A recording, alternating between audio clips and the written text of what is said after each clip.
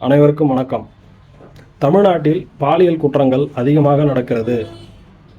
நாங்கள் ஆட்சிக்கு வந்தால் பாலியல் குற்றங்களை பதவியேற்றவுடன் தடுத்து நிறுத்தி விடுவோம் என்று சொன்ன விஜய் அரசு இன்று அதை செய்திருக்கிறதா?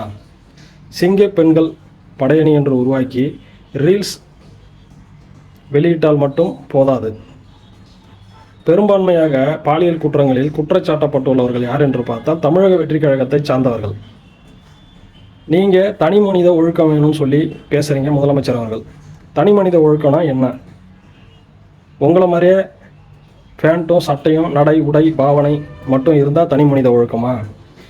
முதலமைச்சர் பதவியில் நீங்கள் உட்கார்ந்த உடனே உங்கள் ரசிகர்கள் எல்லாம் அவங்க தான் முதலமைச்சர் நினச்சிக்கிட்டு தமிழ்நாட்டில் இருக்காங்க.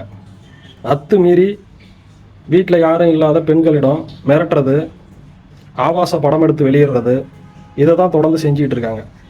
அவங்க யாரும் பாத்ரூமில் வழுக்கி விழுந்ததாவோ, அவங்க யாரும் தப்பிச்சு போகும்போது காம்பவுண்ட் ஏறி குதித்து கை கால் ஒடிஞ்சதாவோ எந்த செய்தியும் வரலை. நீங்கள் எடுத்த நடவடிக்கை என்ன? தொடர்ந்து பாலியல் குற்றங்கள். நேற்று மட்டும் பார்த்தீங்கன்னா 5 இடத்துல பாலியல் குற்றங்கள்.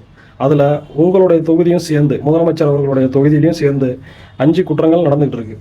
நேற்று மட்டும் ஆலந்தூரில் நடந்துச்சு, சேலத்தில் நடந்துச்சு, தூத்துக்குடியில் நடந்துச்சு. இதுக்கு எல்லாமே முக்கிய பொறுப்பாக இருக்கிறது உங்களுடைய ரசிகர்கள் தான். உங்களுடைய ரசிகர்களுடைய மனப்பான்மை தான் என்ன மனப்பான்மையில் இருக்காங்க? பாலியல் குற்றங்களில் தொடர்ந்து ஈடுபடுறது தான் உங்களுடைய ரசிகர்களுடைய மனப்பான்மையா? இல்லை எதை நோக்கி இந்த அரசாங்கத்தை கொண்டு போயிட்டுருக்கீங்க? இதுக்கு 6 மாதம் டைம் வேணுமா?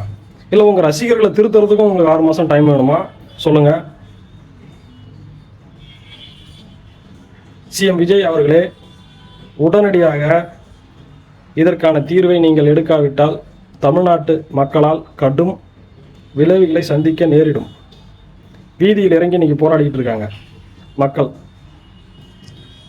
பல வருடமாக போன ஆட்சிலையும் அதுக்கு முன்னாடி இருந்த ஆட்சிலையும் சட்டமன்றத்திலையும் மக்கள் மன்றத்திலையும் தமிழக வாழ்வுரிமை கட்சியினுடைய தலைவர் அண்ணன் வேல்முருகன் அவர்கள் வட மாநிலத்தவர்கள் வருகை அதிகமாக இருக்குது, அதை கட்டுக்குள் கொண்டு வரணும், அதுக்கு இன்டர்லேண்ட் பர்மிட், உள்நுழைவு அனுமதி சீட்டு என்ற முறையை நடைமுறைப்படுத்த வேண்டும் என்று பேசாத இடமே இல்லை. அவருக்கு வாய்ப்பு கிடைக்கிற இடத்துல அத்தனை இடத்துலையும் அதை பதிவு செஞ்சுருக்கிறாரு. அதை முன்னாடி இருந்த அரசாங்கம் தான் பண்ணலை, அரசும் பண்ணலை. நீங்களாவது அதை பண்ணுறதுக்கு நடவடிக்கை எடுப்பீங்களா? இந்த பாலியல் குற்றவாளிகளுக்கு தண்டனை கடுமையாக்கப்பட வேண்டும். தண்டனை கடுமையாக்கப்பட்டால் மட்டும்தான் குற்றங்கள் குறையும். நன்றி, வணக்கம்.